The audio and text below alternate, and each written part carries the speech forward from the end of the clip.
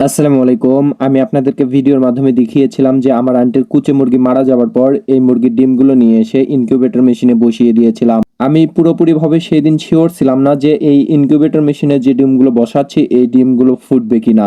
তো আজকে এই ডিমগুলো পরীক্ষা করে দেখব যে এই ডিমগুলোর মধ্যে কয়টা ফোটে এবং কয়টা ফুটবে না। আমি এটা ভালোভাবে পরীক্ষা করতেছি একটাই কারণ, যে এই ডিমগুলো যদি ফোটে তাহলে এই মেশিনের মধ্যে রেখে দেবো, আর যদি ডিমগুলো না ফোটে তাহলে এই মেশিন থেকে বের করে দেবো। কেননা এই ডিমগুলো যদি না ফোটে তবুও যদি আমি মেশিন চালিয়ে যাই তাহলে আমার একটা আলাদা কস্ট হবে।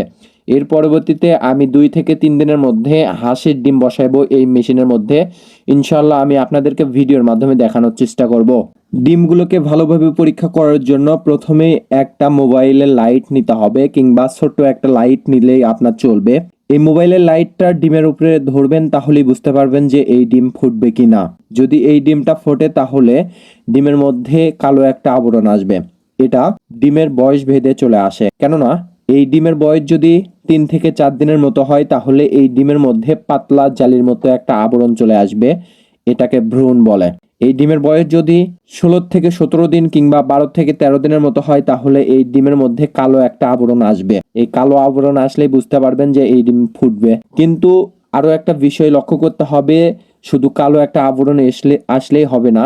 এর মধ্যে আরো একটা সিস্টেম লক্ষ্য করতে হবে, যে যেটার মধ্যে কালো একটা আবরণ এসেছে কিন্তু এটার মধ্যে আলাদা করে ভ্রূণ লড়বে, তাহলে বুঝতে পারবেন এটা ফুটবে। আমি যদি আপনাদেরকে আরো ভালোভাবে দেখাতে চাই তাহলে প্রথমেই একটা লাইট নিব, এই লাইটের মধ্যে ভালোভাবে এই ডিমটাকে ধরবো।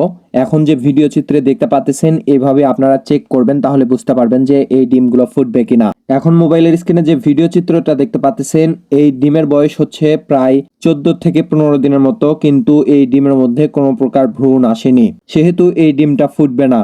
আর এই ডিমের বয়স যদি 2 থেকে 3 দিনের মতো হতো তবে একটু ভ্রূণ আসার মতো হচ্ছে, তবে এই ডিমটা রেখে দিতাম। কিন্তু এটার বয়স যেহেতু এখন 14 থেকে 15 দিন হয়ে গিয়েছে, এটাকে আমি বের করে ফেলে দেব।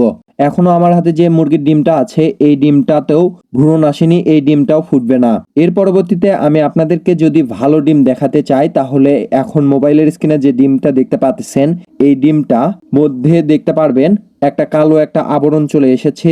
আশা করা যায় এটা ফুটবে। এই ডিমটার মধ্যে বাচ্চা হয়েছে এবং ভালোভাবে আপনি যদি খেয়াল করতে চান তাহলে দেখবেন এটার মধ্যে মুরগির বাচ্চার একটা শরীরের কোষ নড়তেছে, এটা ভালোভাবে বোঝা যায়।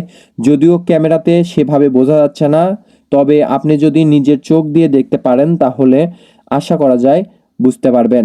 ভালো ডিম এবং খারাপ ডিমের মধ্যে পার্থক্য সাধারণত এভাবেই বুঝতে পারবেন। এখনো যে ভিডিও চিত্রে যে মুরগির ডিমটা দেখতে পাচ্ছেন এটা সাধারণত ফুটবে। এটা এখনো বর্তমানে ভালো আছে, এর মধ্যে বাচ্চা হয়েছে। তো আপনারা যদি ইনকিউবেটর মেশিনে যদি নতুন ডিম বসাইতে চান কিংবা ইনকিউবেটর মেশিন থেকে কিভাবে ডিম ফোটাইতে হয় এগুলো যদি জানতে চান তাহলে আমার এই চ্যানেলটি সাবস্ক্রাইব করে রাখতে পারেন, তাহলে আশা করা যায় ভালো একটা কাজে লাগবে আপনাদের। আপনারা যদি খামার করতে চান তাহলে সঠিক পরিকল্পনা এবং সুন্দর মনোভাব নিয়ে খামার করার চেষ্টা করবেন এবং খামার সেক্টরে আসলে সৎভাবে চলার চেষ্টা করবেন। আশা করা যায় কখনো কোনোভাবে লসের সম্মুখীন হবেন না। তবে এখানে ম্যানেজমেন্ট ঠিক করতে হবে, সুন্দর পরিকল্পনা করতে হবে এবং সৎ মনোভাব করতে হবে। আশা করা যায় এখান থেকে ভালো একটা রেজাল্ট পাবেন। তো আজকের ভিডিওটা এই পর্যন্তই। ভিডিওটা কেমন হয়েছে, ভিডিওর মধ্যে যদি কোথাও ভুল ত্রুটি হয়ে থাকে তাহলে ক্ষমা সুন্দর দৃষ্টিতে দেখবেন। আসসালামু আলাইকুম।